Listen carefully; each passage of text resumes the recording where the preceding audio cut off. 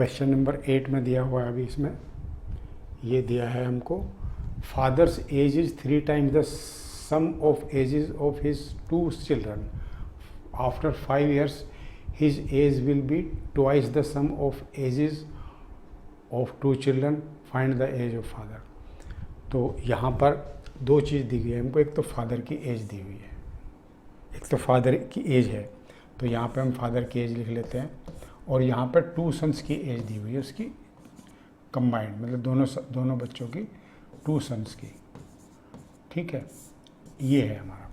तो इसमें हम ये मान लेते हैं find the age of father, father की एज माननी हमको, तो सन की एज भी माननी पड़ेगी, तभी हमारा ही निकल पाएगा। तो एक्स और वाई मान लेते हैं हम। मानते हैं हम यहाँ पे क्या है कि जो फादर की एज है वो एक्स है, और 2 सन की जो एज है ना, 2 अलग अलग बेटे हैं उसके, उनकी दोनों की एज का जो जोड़ है, सम जो है वो वाई है, यही दिया हुआ है यहाँ। 3 times the sum of ages of 2, sum है मतलब दोनों बच्चों की एज है। अगर सपोज करो एक की ए है और दूसरे की बी है, तो हमने उसको क्या ले लिया, वाई ले लिया। तो हमने ए बी नहीं लिया, हमने वाई ले लिया, क्योंकि सम की ही बात कर रहा है ये और अलग अलग एज की बात नहीं कर रहा है।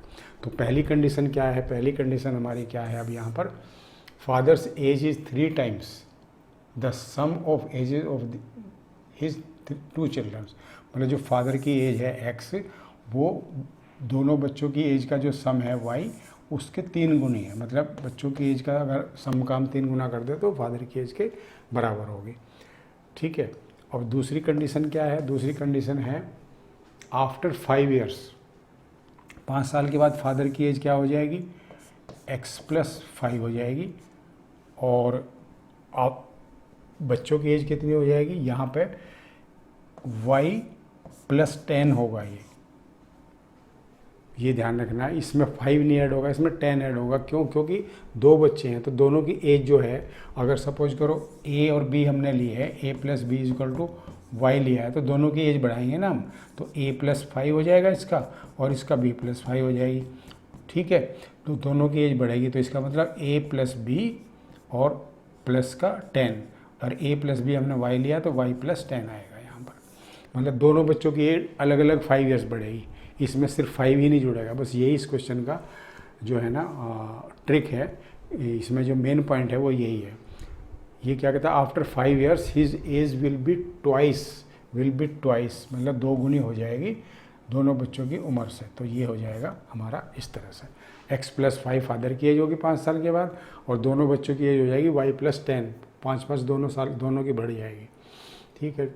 Be twice the sum of ages of 2 children। बस फादर की एज निकालनी है, तो फादर की एज हमारी क्या है, एक्स है, तो बेसिकली हम एक्स निकाल लेंगे। तो ऊपर वाला तो ठीक है, यहाँ पे इसको हम सोल्व कर लेते हैं। x+5 = 2y + 20, ये हो गया, सबको इधर ले आएंगे, तो x+5 - 2y - 20 = 0। तो ये हो जाएगा x - 2y और माइनस का 15 = 0, ये हो गया। अब ये 2 इक्वेशन आ गई हमारी, एक इक्वेशन ये आ गई और दूसरी इक्वेशन हमारी ये आ गई। अब इसको सोल्व करेंगे हम, कैसे सोल्व करेंगे, इसको हम सोल्व करेंगे कि जो x है उसकी जगह हम 3y रख देते हैं।